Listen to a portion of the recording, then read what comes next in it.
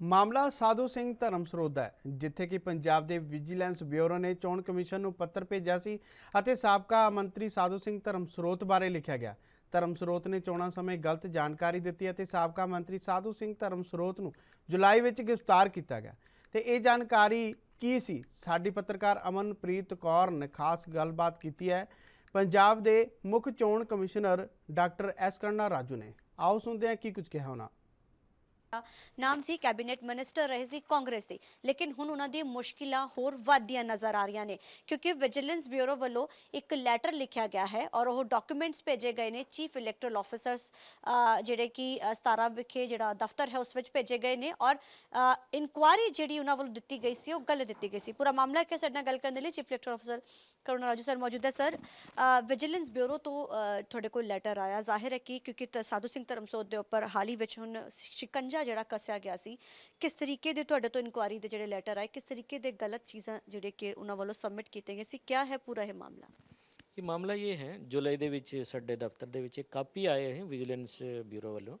ਉਹਦੇ ਵਿੱਚ ਇਹ ਦੱਸਿਆ ਗਿਆ ਹੈ ਇੱਕ ਕੈਂਡੀਡੇਟ ਸ਼੍ਰੀ ਸਾਧੂ ਸਿੰਘ ਧਰਮਸੋਤ ਹੈ ਜਿਹੜੇ ਵੀ ਚੋਣ ਲੜਿਆ ਸੀ ਇੱਥੋਂ ਪੰਜਾਬ ਅਸੈਂਬਲੀ ਇਲੈਕਸ਼ਨ ਦੇ ਵਿੱਚ, ਉਹਨਾਂ ਦਾ ਐਫੀਡੇਵਿਟ ਜਿਹੜੇ ਵੀ ਭਰਿਆ ਹੋਇਆ ਹੈ ਉਸ ਐਫੀਡੇਵਿਟ ਕੰਪਲੀਟ ਨਹੀਂ ਹੈ।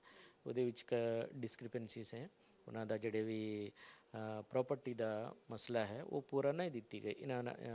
ਇਸ ਐਪਲੀਕੇਸ਼ਨ ਦੇ ਵਿੱਚ ਇਹੀ ਦੱਸਿਆ ਗਿਆ ਹੈ ਕਿਉਂਕਿ ਜਿਹੜੇ ਵੀ ਕੈਂਡੀਡੇਟ ਚੋਣ ਲੜਦਾ ਹੈ ਉਸ ਵੇਲੇ ਕੈਂਡੀਡੇਟ ਵੱਲੋਂ ਮਾਣਯੋਗ ਸੁਪਰੀਮ ਕੋਰਟ ਦੀ ਡਾਇਰੈਕਸ਼ਨ ਦੇ ਮੁਤਾਬਿਕ ਜਿਹੜੇ ਵੀ forms election commission of India ਵੱਲੋਂ ਪ੍ਰੈਸਕ੍ਰਾਈਬ ਕੀਤੀ ਗਏ ਹੈ ਉਹਦੇ ਵਿੱਚ ਸੰਪਤੀਆਂ ਦੀ ਬਿਊਰਾ, ਬੈਂਕ ਡਿਟੇਲ ਦੀ ਬਿਊਰਾ ਔਰ ਕ੍ਰਿਮੀਨਲ ਰਿਕਾਰਡ ਦੀ ਬਿਊਰਾ ਦੇਣਾ ਜ਼ਰੂਰੀ ਹੈ, ਉਹ ਵੀ ਸਹੀ ਜਾਣਕਾਰੀ।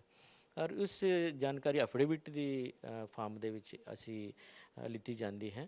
ਅਗਰ ਕੋਈ ਵੀ ਅਗਰ ਠੀਕ ਤਰੀਕੇ ਇਨਫੋਰਮੇਸ਼ਨ ਨਹੀਂ ਦਿੰਦਾ ਫਿਰ ਉਹਦੇ ਵਿੱਚ ਫਿਰ ਇੱਕ ਗੰਭੀਰ ਮਸਲਾ ਬਣ ਜਾਂਦਾ ਹੈ। This is only allegation level 'ਤੇ ਹੈ ਔਰ ਇਹਦੇ ਵਿੱਚ ਜਿਹੜੇ ਵੀ ਐਪਲੀਕੈਂਟ ਹੈ ਉਹਨਾਂ ਦੇ ਕੋਲ ਸਪੋਰਟਿੰਗ ਡਾਕੂਮੈਂਟਸ ਹੈ ਨਹੀਂ ਹੈ, ਉਹ ਸਭੀ ਉਹ ਐਪਲੀਕੈਂਟ ਦੇਖੂਗਾ। और ਇਹਦੇ ਵਿੱਚ चूँकि ये 2-3 तरीका है, एक है कैंडिडेट अपना एफिडेविट सही देना चाहिए और ये दूसरा ये मानयोग सुप्रीम कोर्ट दी डायरेक्शन के मुताबिक बनाया हुआ ये एफिडेविट है और तीसरा है ये रिप्रेजेंटेशन ऑफ पीपल एक्ट के तहत भी कई सारे चीज़ आई जाता है। क्योंकि ਜਿਹੜੇ ਵੀ ਕੰਪਲੇਨੈਂਟ ਹੈ ਉਹਨਾਂ ਦੇ ਕੋਲ ਜਿਹੜੇ ਵੀ ਸਪੋਰਟਿੰਗ ਡਾਕੂਮੈਂਟਸ ਉਹ ਵੱਖ-ਵੱਖ ਪਲੇਟਫਾਰਮਸ ਨੂੰ ਖਾਸ ਕਰਕੇ ਅਦਾਲਤਾਂ ਹੈ, ਅਦਾਲਤ ਨੂੰ ਉਹ ਅਪਰੋਚ ਕਰ ਸਕਦੇ ਹੈ, ਮਾਣਯੋਗ ਇਲੈਕਸ਼ਨ ਕਮਿਸ਼ਨ ਨੂੰ ਵੀ ਅਪਰੋਚ ਕਰ ਸਕਦੇ। ਸਰ, ਜਦੋਂ ਤੁਹਾਡੇ ਕੋਲ ਲੈਟਰ ਆਇਆ ਇਸ ਤੋਂ ਬਾਅਦ ਕਿਸ ਤਰੀਕੇ ਦੀ ਕਾਰਵਾਈ ਹੁੰਦੀ ਹੈ? ਮਤਲਬ ਤੁਹਾਡਾ ਕਿਆ ਰੋਲ ਇਹਦੇ ਵਿੱਚ? ਮੇਨ ਕਿਆ ਲੈਟਰ ਵਿਜੀਲੈਂਸ ਨੂੰ ਦਿੱਤਾ ਗਿਆ ਹੈ, ਪੂਰੀ ਜਾਣਕਾਰੀ ਵਿਜੀਲੈਂਸ ਦੇ ਦਿੱਤੀ ਗਈ ਹੈ ਔਰ ਕਿਸ ਤਰੀਕੇ ਦੀਆਂ ਕਿਆ ਜਿਹੜੇ ਐਸੈਟਸ ਦੇ ਬਾਰੇ ਵਿੱਚ ਉਹਨਾਂ ਨੇ ਕੋਈ ਗਲਤ ਇਨਫੋਰਮੇਸ਼ਨ ਦਿੱਤੀ ਸੀ ਔਰ ਕਿਸ ਤਰੀਕੇ ਦੀ ਕਾਰਵਾਈ ਵੀ ਹੁੰਦੀ ਸੀ? ਇਹਦੇ ਵਿੱਚ ਗੱਲ ਇਹ ਹੈ ਕਿਉਂਕਿ ਸਾਡੇ ਕੋਲ ਇਨਫੋਰਮੇਸ਼ਨ ਰਹਿੰਦੀ ਹੈ ਰਿਕਾਰਡ ਦੇ ਵਿੱਚ, ਜਿਹੜੇ ਵੀ ਇਨਫੋਰਮੇਸ਼ਨ ਕੈਂਡੀਡੇਟ ਵੱਲੋਂ ਦਿੱਤੀ ਗਈ ਹੈ ਕਿਉਂਕਿ ਉਸ ਨੂੰ ਅਸੀਂ ਤੁਰੰਤ एक पब्लिक डोमेन ਦੇ ਵਿੱਚ ਡਿਜੀਟਾਈਜ਼ ਕਰਕੇ ਰੱਖਦੇ हैं। नो योर कैंडिडेट एक ऐप है ਮਾਣਯੋਗ ਇਲੈਕਸ਼ਨ ਕਮਿਸ਼ਨ ਵੱਲੋਂ ਜਾਰੀ ਕੀਤੀ ਗਈ ਹੈ। ਇਲੈਕਸ਼ਨ ਦੀ ਵੇਲੇ ਜਿੰਨਾ ਵੀ ਕੈਂਡੀਡੇਟਸ ਨੇ ਚੋਣ ਲੜਿਆ ਉਹ ਸਾਰਿਆਂ ਦੀ ਬਿਊਰਾ ਅਸੀਂ ਡਿਜੀਟਾਈਜ਼ ਕਰਕੇ नो योर कैंडिडेट ऐप ਤੇ ਰੱਖੀ ਹੋਏ। ਅਬ ਸਾਡੇ ਇਲੈਕਸ਼ਨ ਵੈਬਸਾਈਟ ਦੇ ਵਿੱਚ ਵੀ ਹੈ, ਸਾਡੇ CEO ਦਫ਼ਤਰ ਦੀ ਵੈਬਸਾਈਟ ਦੇ ਵਿੱਚ ਵੀ ਹੈ।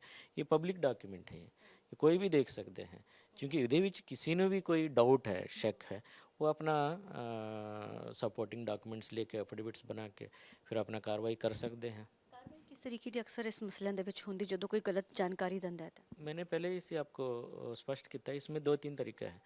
एक है क्या ये वायलेशन RP एक्ट के तहत आ रहे क्योंकि एलिगेशन लेवल पे है और इसके बाद ये कोर्ट की अवमानना, अदालत की अवमानना है ये क्योंकि अगर कोई गलत एफिडेविट दिंदा है वो अपने आप में अपराध है, ये जुर्म है क्योंकि खास करके एक कोई भी कैंडिडेट चोण लड़ता है लोगों के सामने जाते हैं वो अपना ब्यौरा लोगों को पहले ही इन्फॉर्मेशन दिंदा है ताकि एक वोटर हरेक वोटर अपना एक इन्फॉर्म्ड डिसीजन ले सके, उस डिसीजन फिर इफेक्ट होंदा है।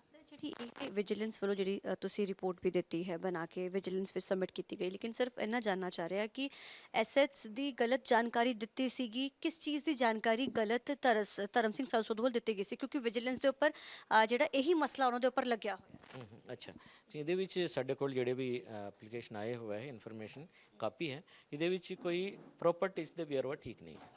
दैट इज़ दी कंटेंट है इस ਰਿਪੋਰਟ ਦੇ ਵਿੱਚ। ਇਸ ਰਿਪੋਰਟ ਨੂੰ ਚੂੰਕਿ ਸਾਡੇ ਕੋਲ ਜਿਹੜੇ ਵੀ ਹੁੰਦਾ ਹੈ ਇਨਫੋਰਮੇਸ਼ਨ ਉਹ ਕੈਂਡੀਡੇਟ ਵੱਲੋਂ ਦਿੱਤੀ ਗਈ ਹੈ। ਇਸ ਤੋਂ ਪਹਿਲਾਂ ਕਦੀ ਕਿਸੇ ਦੀ ਇਸ ਤਰੀਕੇ ਦੀ ਕੋਈ ਇਨਫੋਰਮੇਸ਼ਨ ਆਈ ਕਿਸੇ ਵੱਡੇ ਨਾਮ? ਨਹੀਂ, ਦਿਸ ਇਜ਼ ਫਸਟ ਟਾਈਮ ਹੈ ਜੀ। ਸਤਿ ਸ਼੍ਰੀ ਅਕਾਲ। ਸੋ ਇਸ ਸਾਡੇ ਨਾਲ ਗੱਲ ਕਰਨ ਦੇ ਲਈ ਚੀਫ ਇਲੈਕਟਰਲ ਆਫਿਸਰ ਸਰ ਕਰੁਣਾ ਰਾਜਾ ਜੀ ਨੇ ਜਾਣਕਾਰੀ ਦਿੱਤੀ ਕਿ ਜਿਹੜੀ ਜਾਣਕਾਰੀ ਸਾਧੂ ਸਿੰਘ ਧਰਮਸੋਤ ਵੱਲੋਂ ਚੁਣਾਵ ਦੇ ਸਮੇਂ ਦੇ ਵਿੱਚ ਜਿਹੜੀ ਪ੍ਰਾਪਰਟੀ ਦੀ ਗੱਲ ਦਿੱਤੀ ਗਈ ਸੀ, ਜਿਸ ਦੀ ਸਖਤ ਕਾਰਵਾਈ ਹੋਣੀ ਜ਼ਰੂਰੀ ਹੈ। ਔਰ ਵਿਜੀਲੈਂਸ ਵੱਲੋਂ ਇਹ ਮਾਮਲਾ ਹੁਣ ਜਦੋਂ ਕਿ ਇੱਥੇ ਭੇਜਿਆ ਗਿਆ ਤਾਂ ਜ਼ਾਹਿਰ ਹੈ ਕਿ ਹੁਣ ਸ਼ਿਕੰਜਾ ਹੋਰ ਕੱਸਿਆ ਜਾ ਸਕਦਾ ਹੈ ਸਾਧੂ ਸਿੰਘ ਧਰਮਸੋਤ ਦੇ ਉੱਪਰ। ਕੈਮਰਾਮੈਨ ਵਿਨੋਦ ਦੇ ਨਾਲ ਚੰਡੀਗੜ੍ਹ ਤੋਂ ਅਮਨਪ੍ਰੀਤ ਕੌਰ।